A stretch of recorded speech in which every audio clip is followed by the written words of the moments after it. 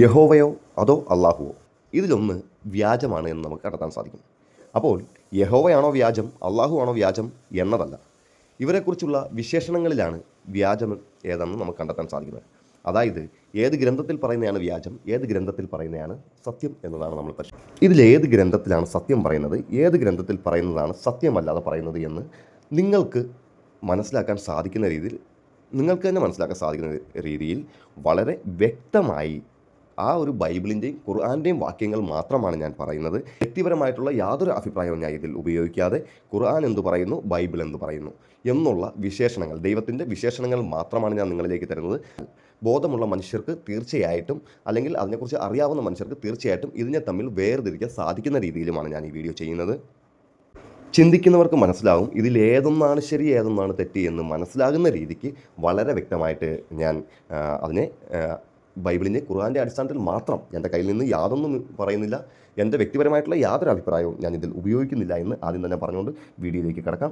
നിങ്ങൾക്ക് സാധിക്കുമെങ്കിൽ നിങ്ങൾക്ക് ഇതിനകത്ത് പറഞ്ഞിട്ടുള്ള വചനങ്ങളെല്ലാം വ്യക്തമായി തന്നെ ഞാൻ പറയുന്നുണ്ട്. ആ വചനങ്ങളൊക്കെ നിങ്ങൾക്ക് നിങ്ങളുടെ ഖുർആനിലും ബൈബിളിലും ഒക്കെ നോക്കാവുന്നതാണ്.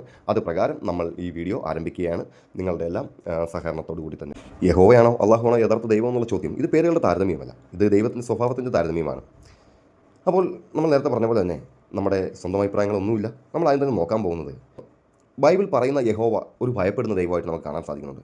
ഉൽപ്പത്തി 3:22, മനുഷ്യൻ നമ്മളെപ്പോലെ നല്ലതും ചീത്തയും അറിയുന്നവനായി, ഇനി അവൻ ജീവവൃക്ഷം കഴിച്ച് എന്നേക്കും ജീവിക്കുമോ എന്ന് ദൈവം ഭയപ്പെട്ടു.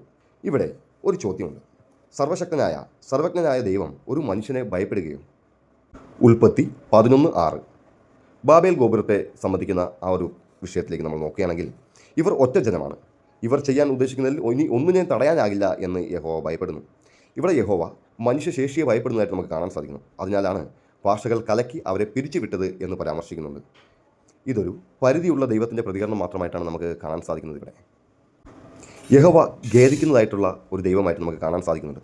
ഉൽപ്പത്തി 6:6, മനുഷ്യനെ സൃഷ്ടിച്ചതിൽ യഹോവ ഖേദിക്കുന്നതായിട്ട്, അവൻ്റെ ഹൃദയം വേദനിച്ചതായിട്ടും നമുക്ക് ഉൽപ്പത്തി 6:6 മനസ്സിലാക്കാൻ സാധിക്കുന്നു. ഖേദം എന്തൊക്കെയാണെന്ന് നോക്കുകയാണെങ്കിൽ, തെറ്റായ തീരുമാനം, മനസ്സ് മാറിയതായിട്ടും മനുഷ്യൻ്റെ സ്വഭാവം ഈ ഒരു യഹോവയ്ക്ക് ഉള്ളതായിട്ടും നമുക്കിവിടെ കാണാൻ സാധിക്കുന്നുണ്ട്. ഭാവിയും ഭൂതവും വർത്തമാനവും എല്ലാം അറിയാവുന്ന ദൈവത്തിന് താൻ ചെയ്തതിൽ ഖേദിക്കേണ്ടതായിട്ടുള്ള കാര്യം ഉണ്ടാകുന്നുണ്ടോ എന്നുള്ളൊരു ചോദ്യം ഇവിടെ പ്രസക്തമാണ്. ചോദ്യത്തിന് ഉത്തരം ഞാനല്ല പറയേണ്ടത്, നിങ്ങളാണ് പറയേണ്ടത്.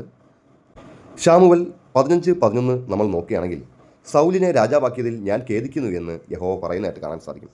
ദൈവം തിരഞ്ഞെടുത്ത രാജാവിനെക്കുറിച്ച് പോലും ദൈവത്തിന് ഖേദമുണ്ടാകുന്നതായിട്ട് നമുക്കിവിടെ കാണാൻ സാധിക്കും. ഇനി നമുക്ക് യഹോവയ്ക്ക് ചില അവസരങ്ങളൊക്കെ വാക്ക് മാറുന്ന ഒരു പ്രശ്നമുള്ളതായിട്ട് നമുക്ക് കാണാൻ സാധിക്കുന്നുണ്ട്.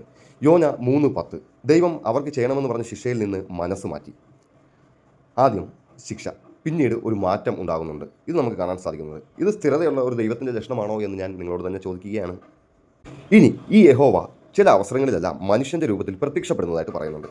ഉൽപ്പത്തി 18:1-2, യഹോവ എബ്രഹാമിന് പ്രത്യക്ഷപ്പെട്ടു, 3 പുരുഷന്മാർ അവൻ്റെ മുന്നിൽ നിന്നു എന്ന് പറയുന്നുണ്ട്. അവർ നടക്കുന്നു, സംസാരിക്കുന്നു, ഭക്ഷണം കഴിക്കുന്നു. ദൈവം മനുഷ്യനായിട്ട് വരുന്നു, മനുഷ്യനെ പോലെ ഭക്ഷണം കഴിക്കുന്നതായിട്ടും സംസാരിക്കുന്നതും നടക്കുന്നതൊക്കെ ആയിട്ടൊക്കെ കാണാൻ സാധിക്കുന്നുണ്ട് ഈ ഭാഗങ്ങളിലെല്ലാം. അതുപോലെ തന്നെ ഉൽപ്പത്തി 32:24-30, ഒരു പുരുഷൻ യാക്കോബിനോട് യുദ്ധം ചെയ്യുന്നതായിട്ട് പറയുന്നുണ്ട്. ഞാൻ ദൈവത്തെ മുഖാമുഖം കണ്ടു എന്ന് യാക്കോബ് പറയുന്നതായിട്ടും പറയുന്നുണ്ട്. അതായത് ദൈവം മനുഷ്യനോട് യുദ്ധം ചെയ്യുന്നതായിട്ടും അതുപോലെ തന്നെ മനുഷ്യൻ്റെ മുമ്പിൽ തോൽക്കുന്നതായിട്ടും ആ മനുഷ്യനോട് തന്നെ ദൈവം വിട്ടുപോകാനായിട്ടുള്ള അനുവാദം ചോദിക്കുന്നതായിട്ട് നമുക്ക് കാണാൻ സാധിക്കുന്നുണ്ട്. അപ്പോൾ ഈ യാക്കോബ് ദൈവത്തോട് പറയുകയാണ്, നീ എന്നെ അനുഗ്രഹിച്ചാൽ മാത്രം ഞാൻ നിന്നെ വിടാം എന്ന് പറയുകയാണ്. അതായത് ദൈവം മനുഷ്യനോട് യുദ്ധം ചെയ്ത് തോൽക്കുകയും ശേഷം ദൈവത്തെ വിടാനായിട്ട് ദൈവം അപേക്ഷിക്കുകയും ചെയ്യുന്നതായിട്ട് നമുക്കിവിടെ കാണാൻ സാധിക്കും. സർവശക്തൻ യുദ്ധത്തിൽ തോക്കുമോ?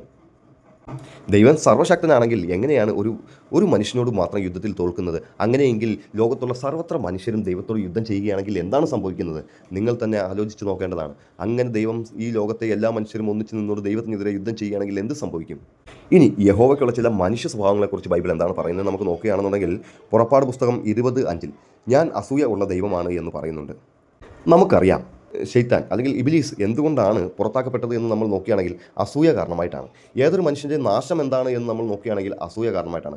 അതായത് അസൂയ തന്നെയാണ് ഏറ്റവും വലിയ തിന്മ എന്ന് നമ്മൾ പഠിക്കുമ്പോഴും പുറപ്പാട് പുസ്തകം 20:5 കാണാൻ സാധിക്കുന്നു, ഞാൻ അസൂയ ഉള്ള ദൈവമാണ് എന്ന് കാണാൻ സാധിക്കുന്നു. നമ്പേഴ്സ് 11:1 യഹോവ കോപിച്ചതായിട്ടും പറയുന്നുണ്ട്. ഉൽപ്പത്തി 2:2 ദൈവം വിശ്രമിച്ചതായിട്ടും പറയുന്നുണ്ട്. നമുക്കിതിനെ വിശദമായിട്ടൊന്ന് നോക്കാം. ഇതിലൂടെല്ലാം നമുക്ക് കാണാൻ സാധിക്കുന്നത് ദൈവത്തിന് അസൂയയുണ്ട്, കോപമുണ്ട്, ക്ഷീണമുണ്ട് എന്നൊക്കെ നമുക്ക് മനസ്സിലാക്കാൻ സാധിക്കുന്നുണ്ട്. അതായത് 6 ദിവസം കൊണ്ട് ദൈവം പ്രപഞ്ചത്തെ സൃഷ്ടിക്കുകയും 7-ാമത്തെ ദിവസം ദൈവം വിശ്രമിച്ചതായിട്ട് നമുക്ക് കാണാൻ സാധിക്കുന്നുണ്ട്. 7-ാമത്തെ ദിവസം 6 ദിവസം കൊണ്ട് സൃഷ്ടിച്ച ഒരു വ്യക്തിയെ ഒരു ദൈവമാകയാൽ ദൈവത്തിന് വിശ്രമത്തിൻ്റെ ആവശ്യകതയുണ്ടോ എന്ന് നമുക്ക് ചോദിക്കേണ്ട ഒരു കാര്യം തന്നെയാണ്. കാരണം ദൈവം യാതൊരിക്കലും വിശ്രമിക്കേണ്ട മനുഷ്യനെ പോലെയാണെങ്കിൽ മാത്രം ഒരു മനുഷ്യന് മാത്രമേ ജോലി ചെയ്ത് അതിൽ വിശ്രമത്തിൻ്റെ ആവശ്യകതയുള്ളൂ. എന്നാൽ ദൈവം ഉറങ്ങുകയാണെങ്കിൽ പ്രപഞ്ചത്തിൻ്റെ താളം തന്നെ തെറ്റുമെന്ന് നമുക്ക് അറിയാവുന്ന കാര്യമാണ്. ഇവിടെ ഏത് രീതിയിലാണ് നമുക്കിതിനെ ന്യായീകരിക്കാൻ പറ്റുന്നത് എന്ന് കൂടെ ഞാൻ നിങ്ങളോട് ചോദിക്കുകയാണ്. അതായത് ഈ അസൂയ, കോപം, ക്ഷീണം എന്നൊക്കെയുള്ളത് മനുഷ്യൻ്റെതായിട്ടുള്ള സ്വഭാവങ്ങളല്ലേ എന്നും കൂടെ ഞാൻ നിങ്ങളോട് ചോദിക്കുകയാണ്. നിങ്ങൾക്ക് അറിവുള്ളവരാകയാൽ നിങ്ങൾക്ക് അതിനുള്ള മറുപടികൾ തരാൻ സാധിക്കുമെന്ന് ഞാൻ വിശ്വസിക്കുന്നുണ്ട്. ഇനി യഹോവ പക്ഷഭേദം കാണിക്കുന്നതായിട്ട് നമുക്ക് ചില സ്ഥലങ്ങളിലൊക്കെ കാണാൻ സാധിക്കുന്നുണ്ട്. ആമോസ് 3:2 ഭൂമിയിലെ എല്ലാ ജാതികളിൽ നിന്നും നിങ്ങളെ മാത്രമാണ് ഞാൻ തിരഞ്ഞെടുത്തത് എന്ന് പറയുന്നുണ്ട്. അതായത് അവരോട് മാത്രം ഇസ്രായേൽ ജനതയോട് മാത്രം ഒരു പക്ഷഭേദം മറ്റുള്ള ജനങ്ങളെ അപേക്ഷിച്ച് ഈ യഹോവ കാണിക്കുന്നതായിട്ട് നമുക്ക് കാണാൻ സാധിക്കും. അതായത് ഒരു ജനത തിരഞ്ഞെടുത്തവർ മറ്റ് ജനങ്ങളെല്ലാം നശിപ്പിക്കപ്പെടുന്നവരാണ് എന്നും നമുക്ക് കാണാൻ സാധിക്കുന്നുണ്ട്. അതായത് യഹോവ ഒരു ജനതയെ മാത്രം തിരഞ്ഞെടുത്തു എന്ന് നമുക്ക് കാണാൻ സാധിക്കും. ശമൂവേൽ 15:3 വ്യക്തമായി തന്നെ അതിനെക്കുറിച്ച് പറയുന്നു. പുരുഷനും സ്ത്രീ, മുല കുടിക്കുന്ന കുഞ്ഞും എല്ലാത്തെയും കൊല്ലുക എന്ന് പറയുന്നുണ്ട്. ശിശുക്കളെ കൊല്ലാൻ പോലും ഉത്തരവിടുകയാണ് യഹോവ എന്ന് നമുക്കിവിടെ കാണാൻ സാധിക്കും. അതുപോലെ തന്നെ ഇസ്രായേൽ ജനതയോട് യഹോവ പറയുന്ന ഒരു സന്ദർഭമുണ്ട്. ചത്ത മൃഗങ്ങളെ നിങ്ങൾ ഭക്ഷിക്കരുത്, അത് നിങ്ങൾ മറ്റ് ജാതിക്കാർക്ക് ഉയർന്ന വിലയിൽ വിൽക്കാനും ആഹ്വാനം ചെയ്യുന്നതായിട്ട് നമുക്ക് കാണാൻ സാധിക്കുന്നുണ്ട്. നമുക്ക് ഒരു ചോദ്യം ഇവിടെയുണ്ട്.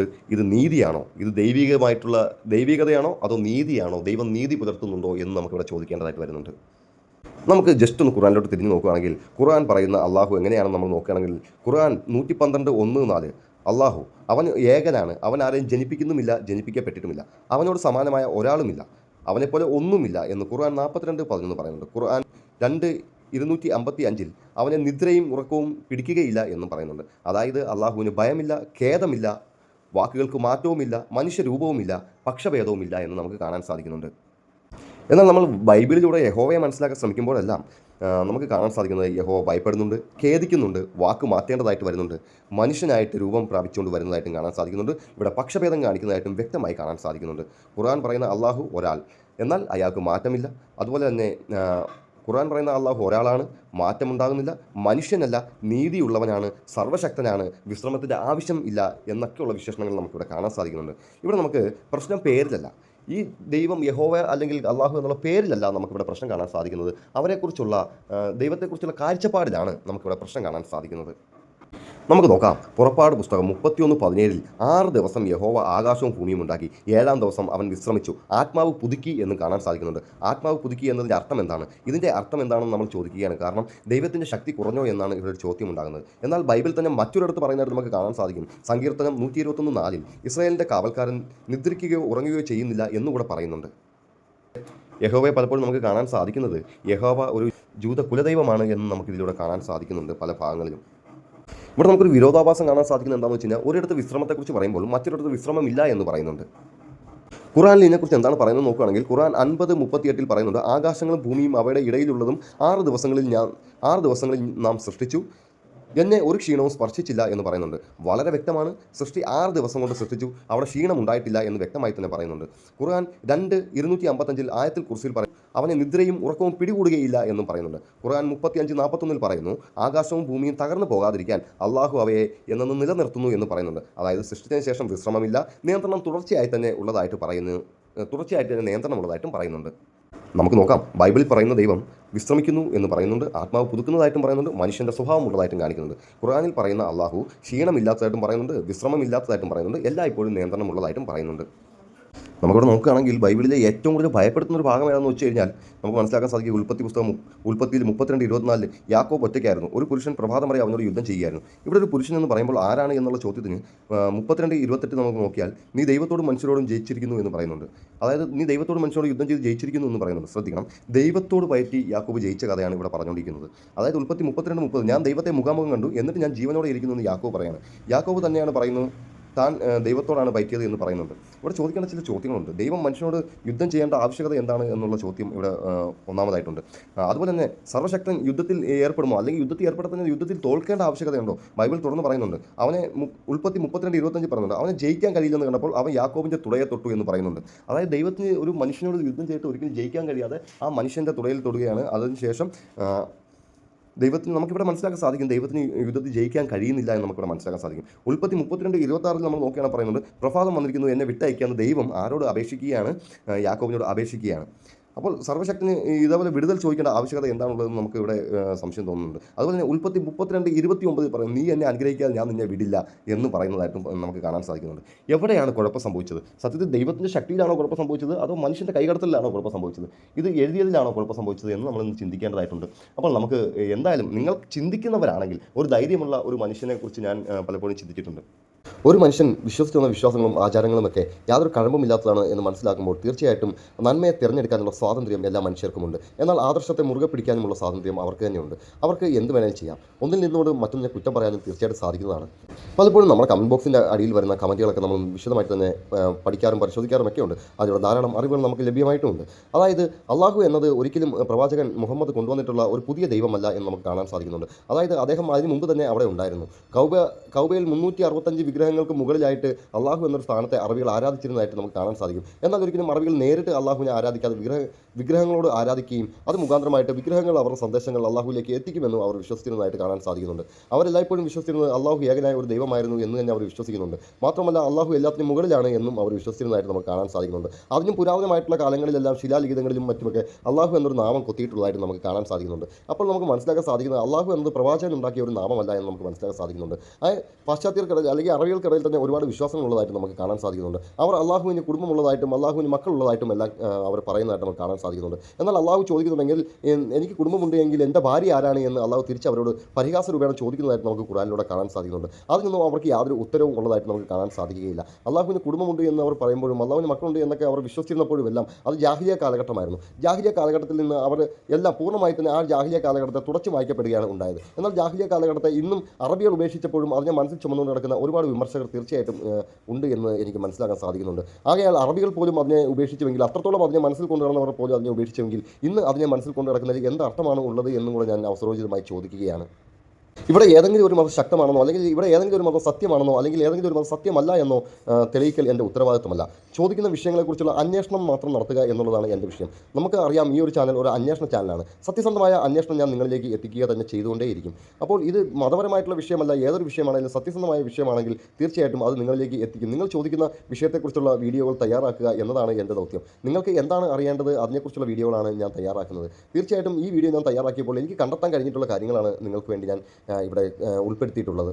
മാത്രവുമല്ല ഇതിലെ തെറ്റും ശരിയുമൊക്കെ നിങ്ങൾ കമൻറ്റ് ബോക്സിലൂടെ രേഖപ്പെടുത്തുകയാണെങ്കിൽ ഇതിലെ കതിരും പതിരുമൊക്കെ നമുക്ക് അവിടെ നിന്ന് വീണ്ടും വേർതിരിക്കാൻ സാധിക്കുന്നതാണ്.